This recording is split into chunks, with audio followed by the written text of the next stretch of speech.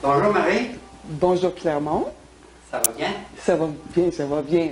Oui, il fait beau. Encore? Absolument. Assez pour sourire puis te recevoir chez moi. C'est bon. Marie, je sais que on se rencontre aujourd'hui pour viens chercher ton cheminement, pour pouvoir aider les gens à comprendre des choses à travers ce qu'ils vivent, puis à travers ton cheminement. Je sais que tu es médium. Oui. Et je suis thérapeute spirituel. Oui. OK. Mais d'où ça vient? C'est la première fois que tu as pris conscience de quelque chose. D'où ça vient, ça? Ça me vient de loin.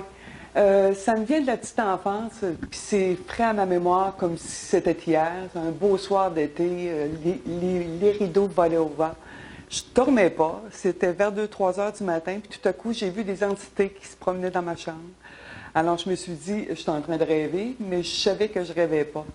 Alors, j'entendais, elle nous entend et elle nous voit.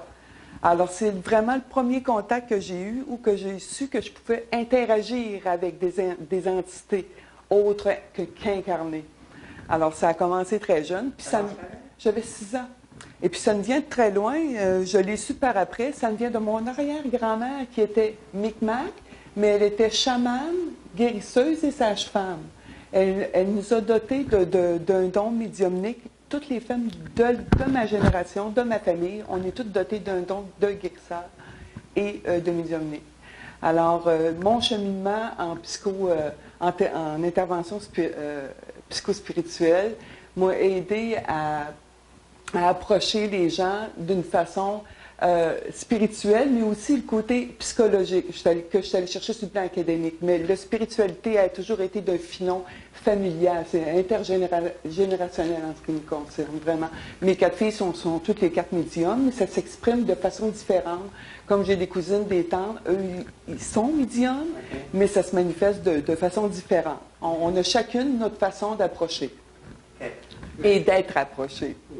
Mais tu dis vers l'âge de 6 ans, mais après ça, ça s'est déroulé? Ça s'est déroulé comment? Ça s'est déroulé toujours avec des voix, toujours avec des entités bleues. Je tiens à le dire parce que c'était bleu. À mon berceau, je les voyais, ça remonte à mon berceau. Et j'ai continué à les voir jusqu'à l'adolescence où là, j'ai fermé comme un peu le rideau là-dessus. Je voulais comme vivre mon adolescence comme toutes les adolescentes. Et à la vie adulte, vers la quarantaine, là, le rideau s'est réouvert. Et là, je n'avais pas le choix, il fallait que je réponde à l'appel. J'ai fait un songe et on me disait clairement de prendre contact avec mon côté spirituel, avec tout ce que mes acquis spirituels du passé, que je pouvais continuer à cheminer, que c'était pas perdu, que c'était toujours là. Alors, puis on me dit aussi que je pouvais ouvrir les cartes pour les étrangers. Ce que je faisais pour mes intimes, mes amis, mes filles, ma sœur. Alors, j'étais un petit peu sur le nerf quand j'ai su que... Puis moi, mes guides, je les écoute. Les entités. J'ai su que j'étais bien guidée depuis la tendre enfance.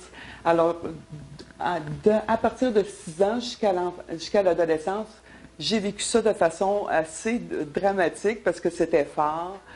Ça se manifestait de façon un petit peu trop impressionnante pour moi. Alors, j'ai fermé le rideau. Mais comme je te dis, rendu à la quarantaine, là, le rideau s'est réouvert de quelque façon que ce soit. Il y a comme une conscience qui s'est éveillée, qui dit « Tu ne peux plus passer à côté de ton chemin ». Alors là, j'ai pris vraiment mon chemin. Une prise de conscience. Une prise de conscience. Puis c'était fort, c'était physique, c'était psychologique, puis très spirituel. Alors tous mes sens ont changé, tous mes sens ont été basculés dans une autre dimension que j'appellerais. Et là, j'étais comme dans le subtil. Là c'est à ce moment-là que j'ai commencé à percevoir tous les squelettes énergétiques des gens. Là, c'était vers la quarantaine. Vers la quarantaine. Alors là, j'étais impressionnée de ça, puis je me disais, je peux sûrement faire quelque chose avec ça. Alors, je me suis mis tout bonnement à donner des séances de consultation. Et les gens qui se présentaient de l'autre côté de ma table, j'accueillais les gens comme ici. Alors, les gens de l'autre côté de la table étaient impressionnés de voir à quel point je pouvais faire une lecture exacte de tout leur squelette physique, spirituel et aurique aussi. J'ai un accès direct aux archives akashiques, c'est clair, depuis la tendre enfance. Donc, ta prise de conscience t'a amené vers un chemin pour commencer à te connaître. À travers tout ça, à travers les autres, à travers la spiritualité, j'ai su que ma vie n'était que spiritualité. J'avais signé pour ça. C'est mon contrat de vie ici, être à l'autre, au service de l'autre, parce que j'étais une ancienne intervenante psychosociale. J'étais dans une famille d'accueil, alors j'ai appris à donner aux autres, à partager, à élargir mon territoire et à le partager aussi. Alors, ce qui fait que j'ai une sensibilité à recevoir les messages subtils des autres qui ignorent eux-mêmes. Alors, je fais des éclairages là où il faut et je redonne d'une certaine façon une recette du bonheur qu'ils avaient oubliée, que moi, je n'ai pas oublié parce que je suis toujours connectée au subtil, toujours connectée à ces dimensions. Alors, les gens repartent avec cette recette, puis vraiment, ça fait un chemin. Je les revois peut-être 1 an ou 2 ans par après et je vois qu'il y a un cheminement extraordinaire qui s'est fait. Il avait simplement perdu la recette du bonheur. Et puis, comment ça a continué à se dérouler? Tu faisais des consultations ici? Oui. Ici aussi, étant donné que je travaille avec l'antenne de Letcher, aussi je tiens à le préciser, je travaille avec les diapasons. On parle de la connaissance de soi. C'est mes outils de travail. De l'outil. Absolument, c'est mes outils de travail.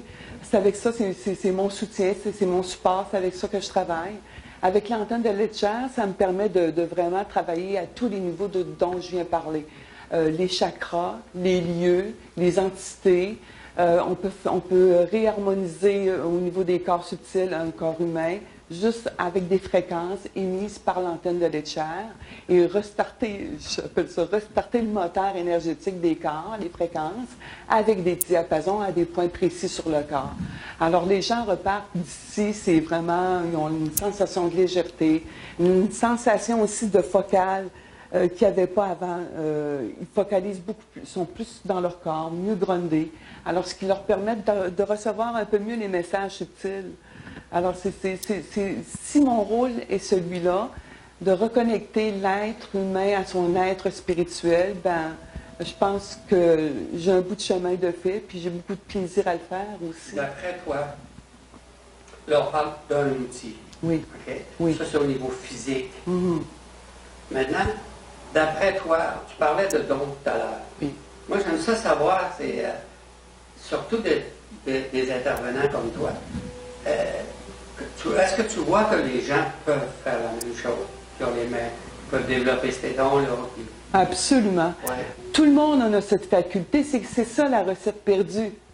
C'est ça la recette qu'on a perdue. Ce contact avec soi-même. Ce contact profond avec l'être qu'on est vraiment, le véritable être. Pas celui de chair, mais celui d'esprit, celui d'énergie, celui d'essence aussi. Celui qui est venu pour établir une certaine polarisation avec le corps humain. L'incarnation est très importante aussi, il ne faut pas le négliger. Un corps mal incarné, ça va être un corps mal habité sur le plan spirituel. Alors, c'est important l'incarnation aussi. Alors, je reconnecte, j'aide les gens à reconnecter avec ces outils-là, toutes ces multiples facettes qui font de l'être humain un être complexe, mais surtout un être spirituel. On est un être spirituel incarnant un être incarné, un corps physique. Avant tout, on n'est pas des êtres de chair, on est des êtres d'énergie. Alors, on est des êtres d'énergie qui habitons un corps physique. Alors, on habite la 3 dimensions, là. Ça veut dire que tout le monde en se connectant, ils vont trouver leurs dons. À la source des facultés, nos facultés, les facultés en dormance, ce qui était en dormant, parce qu'on n'avait pas éveillé, parce qu'on s'était éloigné de ce chemin-là, parce qu'on n'avait pas la bonne recette, ou on avait les ingrédients étaient mal dosés, comprenez-vous? Ouais. OK. Puis pour toi, c'est le travail que tu fais. Là, tu parlais tout à l'heure d'un outil, mais les autres outils servent aussi à la même chose, mais différemment. Oui, exactement. Comment tu te sers de ça? Avec les cartes ordinaires, on va aller voir le background de la personne. On va vraiment dans le terre à terre, on est dans le matériel. On va voir les choses courantes de la vie. OK? Avec le tarot doré, on va voir les 3 dimensions, le corps, l'esprit, l'âme. On va aller voir si tout ça est en harmonie, qu'est-ce que ça a raconté aussi. C'est important. S'il y a un équilibre ou un déséquilibre à faire, on va aller travailler là-dessus aussi. Le tarot du portail, c'est ma communication avec l'au-delà, ce qu'on appelle l'au-delà. Là, je communique avec la famille d'âme de la personne qui me consulte. Je demande à la famille d'âme qui oriente le choix de la carte de la personne. Et le 3/4 du temps, c'est vraiment pile poil. C'est vraiment un message très personnel. Et je termine avec les cartes de Marie, qui vraiment, elle, vraiment... excusez-moi l'expression, mais elle déculotte tout le monde. À toutes les fois qu'on arrive à cette étape-là, les gens sont étonnés de sortir de la carte qui sort. Ça vient clore une rencontre, ça vient vraiment mettre en lumière l'essentiel de notre rencontre. Et si le message de la personne est de vivre en toute liberté ou vivre en toute authenticité, Marie va lui dire d'une façon assez claire et précise. La personne sait exactement ce qu'elle a à faire quand elle sort d'ici. Il y a une prise en charge de soi. Il y a comme aussi l'urgence de faire le ménage dans les urgences. On va dire ça comme ça. Les gens, ils partent d'ici, puis les urgences du début n'ont plus lieu d'être, car ils se sont raccordés avec leur être profond. Alors, à ce niveau-là, il n'y a pas d'urgence. Tout est calme. On est dans le moment présent. Alors, ça vient d'eux. Et ça vient d'eux, ça ne vient pas de l'extérieur. L'expérience est encore plus enrichissante. Là, tu fais tout ça en même temps? Ou? Tout ça en même temps, sauf l'antenne. Ça, c'est des traitements énergétiques. On me demande ça à part. Sauf si je vois que la personne en avant de moi, elle a une entité collée près d'elle ou vraiment elle a eu un accident d'auto et son corps aurique a vraiment déplacé au niveau de son corps physique. Là, je lui propose un traitement avec l'antenne. Alors, puis les effets sont très bénéfiques. Les gens ressentent un bienfait automatique. Aussitôt qu'on rentre dans les bonnes fréquences, les gens sentent que leur aura vient de se marier, s'unifier avec le corps physique. Alors, il y a un équilibre qui s'installe. La même chose avec les chakras. Aussitôt qu'on réharmonise les chakras, il y a un bien-être, les gens le ressentent automatiquement. Il y a des frissons qui passent le long du corps, il y a une sensation de bien-être, il y a des fous rires qui partent automatiques. On voit qu'on est vraiment à la source. Vraiment.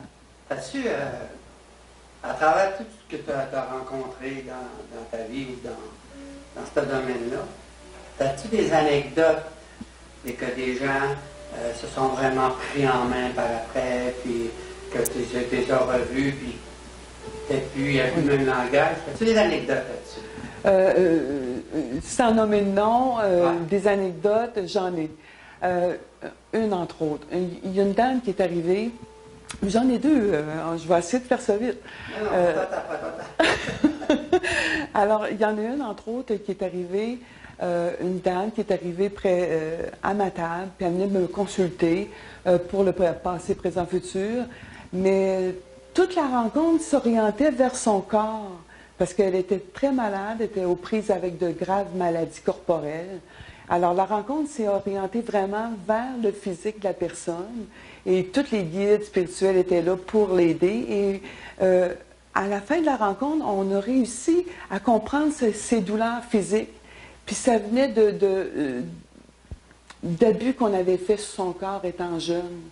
Alors cette personne-là, elle avait enfui ça très profondément en dedans d'elle. Et puis quand on a pu mettre en lumière ce propos, elle a fait des démarches juridiques.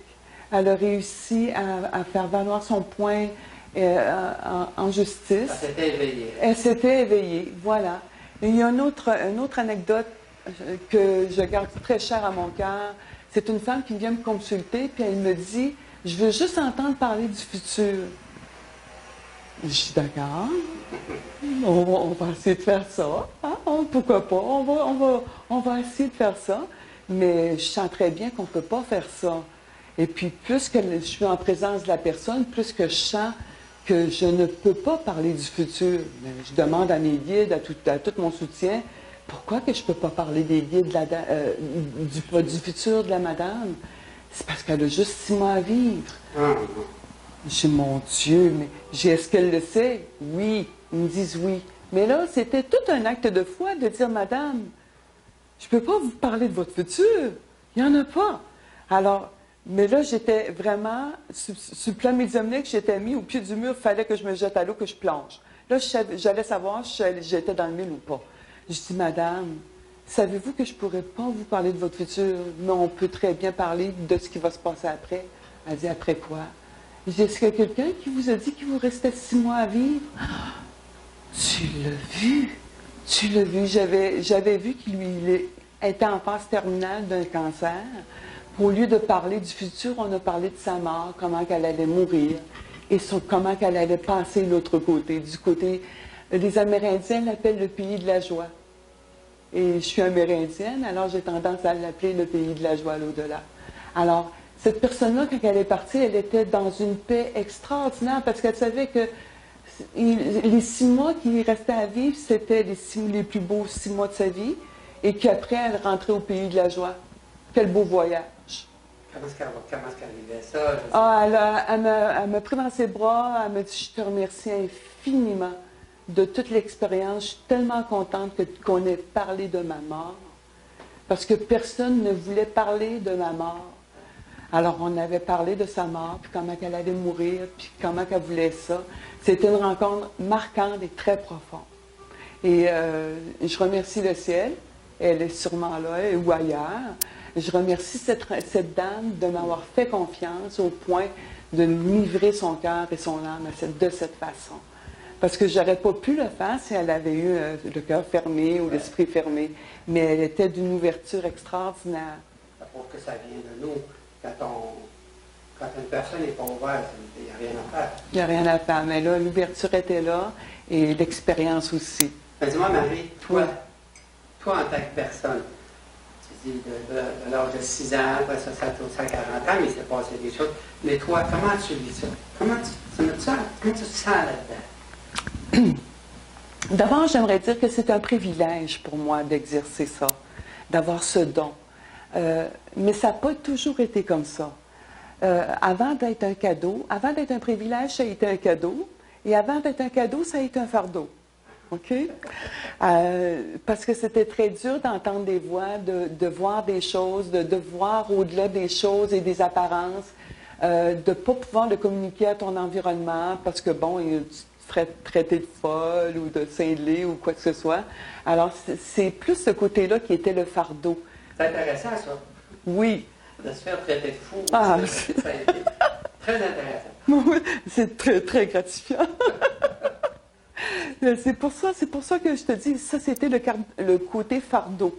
Mais le côté cadeau, c'est que je peux, sans m'y attendre, je peux rentrer dans des moments de grâce. Je les appelle comme ça. C'est des communications directes avec l'au-delà, appelez-le comme vous voulez. Mais c'est une brèche qui se fait, puis qu'on me tend la main, puis qu'on me permet de voir, de me reposer de l'autre côté. Et puis pour moi, ça, c'est mes vacances de médium. Ça peut se passer en rêve, comme ça peut se passer, je suis couchée sur une plage et je vis un moment de grâce extraordinaire parce que je suis connectée à la Terre et je suis connectée à mes réseaux, je vais dire ça. Et puis on me dit, bravo, beau travail, tu peux te reposer. Mais après, tu reprends le boulot, c'est sûr. Alors, étant donné que j'ai fait acte de foi, j'ai donné volontairement la permission d'être un canal, en autant que ça soit dans la lumière et la bienveillance. Et c'est juste dans ces niveaux-là que je travaille. Et à voir le travail que je fais, je crois que j'atteins la cible. Bien là-dedans. Oui, je suis bien là-dedans, je suis heureuse. J'aime profondément les êtres humains, même si des fois ils me découragent quand on voit ce qui se passe, mais l'être humain est fondamentalement bon. Alors, c'est cette flamme-là que je recherche chez les gens, c'est cette flamme-là que je cherche à souffler pour qu'ils puissent eux-mêmes en profiter et prendre conscience de leur flamme sacrée.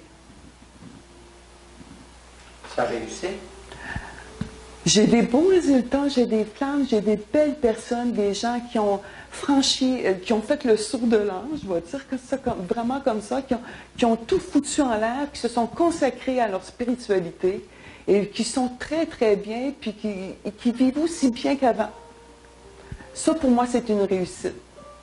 Voir des gens qui ont accompli leur mandat spirituel, qui ont tout balancé le matériel, puis qui ont fait un acte de foi, et que dans l'acte de foi, qu'ils en soient gratifiés au point de pouvoir continuer leur mission, parce que je me considère comme un voyageur mystique.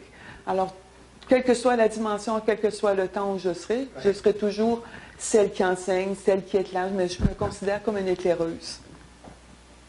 Je vois ça qu'il y a de la lumière. C'est gentil, merci. Je travaille fort en ce sens, c'est sûr. Bon. Maintenant, une question que moi qui me chatouille, c'est il y a souvent qu'on entend dire que les gens soignent les gens. Mais pour toi, comment tu vois ça?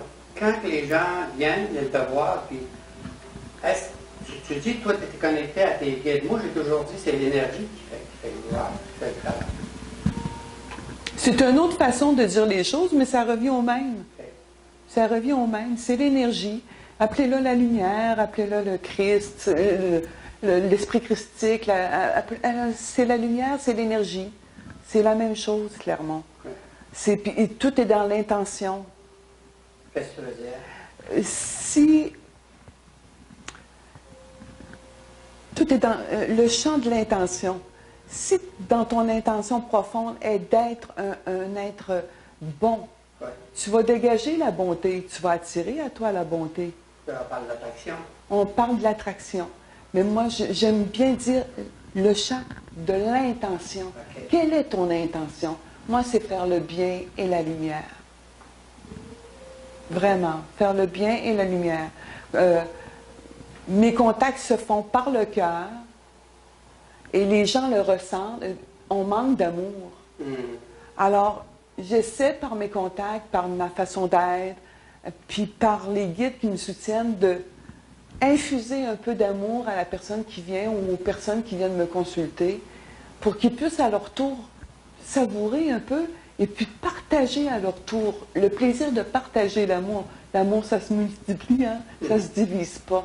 Et c'est ça, l'amour est divisé beaucoup dans ce temps-ci. Alors si moi j'ai ma petite contribution à faire de l'amour un plus grand champ, je vais le faire, c'est sûr. Okay. Question. Oui. C'est tes guides. Oui. Comment est-ce qu'ils font ça? Bon. Mes guides. Premièrement, j'ai plus les mêmes guides que j'avais, je tiens à le dire, parce que je sors d'une année sabbatique. J'avais besoin de me ressourcer, j'avais besoin de faire le vide et de vraiment me reposer. Mes guides, je les entends et je les vois. Alors, depuis la tendre enfance. Mais là, j'ai suivi la mode, j'ai suivi la vibe. On est monté en vibration. On est monté sur le plan énergétique, c'est certain. Okay. Et puis moi, mes guides qui étaient là depuis une trentaine d'années m'ont comme laissé pendant mon année sabbatique. Moi, je l'appelle mon année Floating Bubble. J'avais besoin de ça. Alors, pendant cette année, j'ai rentré en contact avec d'autres entités à une autre fréquence, d'une autre dimension. Et c'est là que j'ai pris conscience que mes énergies à moi aussi avaient changé. Alors, par le fait même, la clientèle que je reçois, les gens que je reçois ont changé. Ils ont les besoins. Je peux répondre à leurs besoins.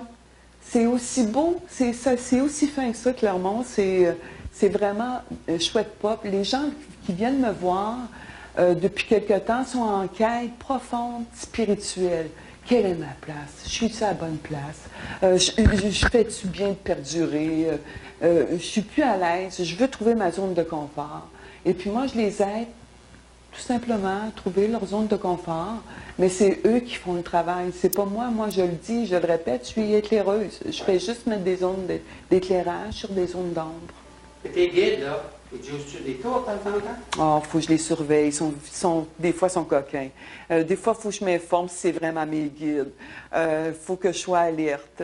Puis pour ça, je me dégage les bras puis je me garde de quoi à l'air parce que c'est les frissons qui parlent. En mon cas, c'est les frissons. Et puis, je suis très alerte. Je fais très attention. Pour moi, c'est une hygiène. J'appelle ça une hygiène spirituelle, à savoir qui est vraiment mes guides. Okay. Pour moi, c'est à tous les jours, c'est un exercice que je répète. Est-ce que c'est bien mes guides? Est-ce que je suis bien branchée? J'oublie pas de me brancher à la nature. Je suis une amoureuse de la nature. La nature me donne les réponses aussi, par les papillons, par les oiseaux, par les arbres, par les nuages. Est-ce bien mes guides? Est-ce des bons guides? Puis pour ça, ben, j'ai besoin de mes senseurs, mes petits poils, mes bras et mon cou. Dans ce temps-là, quand je demande des questions à ce niveau-là, je me mets en t-shirt ou en camisole et j'ai les frissons aux bons endroits qu'il faut. Alors là, c'est mes réponses. C'est mes senseurs. OK. Je vais dire ça comme ça. C'est mes réponses. C'est par là que j'ai mes réponses. OK, puis ça arrive-tu que... Ça arrive-tu que la réponse vienne de toi, de temps en temps? Ouais. Oui, je m'informe. Je m'informe certain si ça vient de moi ou si ça ne vient pas d'un corps astral qui voyage. Je m'informe si c'est vraiment mes guides, si c'est vraiment des êtres de lumière, des incarnés. Oui, mais je veux dire, est-ce que tes guides, des fois, te laissent aller au niveau de la réponse que la personne cherche? Non. Non. Non. C'est pas moi le guide. C'est pas moi. Je me retire. Je monte du chemin. Je deviens un canal. OK. Je deviens un canal. Okay. C'est pour ça que je dis aux gens, d'ailleurs, enregistrez ou écrivez, parce qu'une fois la rencontre terminée, moi, je ne me souviens plus de rien, parce que j'étais pas là. Si moi, je viens pour t'avoir, tu n'es pas là, ça ne marche pas, là. Mais tu vas savoir où me trouver, je te connais. C'est bon. En terminant, parce que, bon, c'est vers l'âge de 6 ans, tu as commencé à prendre conscience. Et puis, vers l'âge de 40 ans, tu as commencé à te connaître à travers tout ce cheminement-là. C'est que les outils qui venaient vers toi pour pouvoir aider. Oui. Et puis, il y a la dernière question que je poserai, mais tu y as répondu tout là. C'est que finalement, tout le monde a cette énergie-là en dedans d'eux. Et puis que quand ils viennent te voir ou qu'ils viennent voir d'autres personnes, finalement, c'est qu'il faut qu'ils soient ouverts à ce que ce soit eux qui font le travail, qui font la pratique. Oui. Moi, je m'attribue aucun succès. C'est l'autre qui fait le travail. Moi, c'est comme je te disais tout à l'heure, je suis l'éclaireuse. Alors, tu prends le chemin que tu sens le mieux et tu avances. OK. Marie? Oui. Les gens, donc peux-tu en parler? Les gens peuvent te rejoindre comment? Pour le moment, les gens peuvent me rejoindre par téléphone, Okay. qui est au 418-509-1408.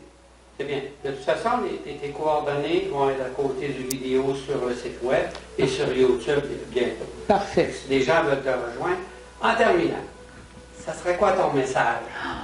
Mon message le plus cher, c'est Peace and Love. C'est mon message le plus fort. C'est bon. Je te remercie beaucoup, Marie. Mais ça me fait plaisir, Clermont. Continue ton beau travail. Merci beaucoup.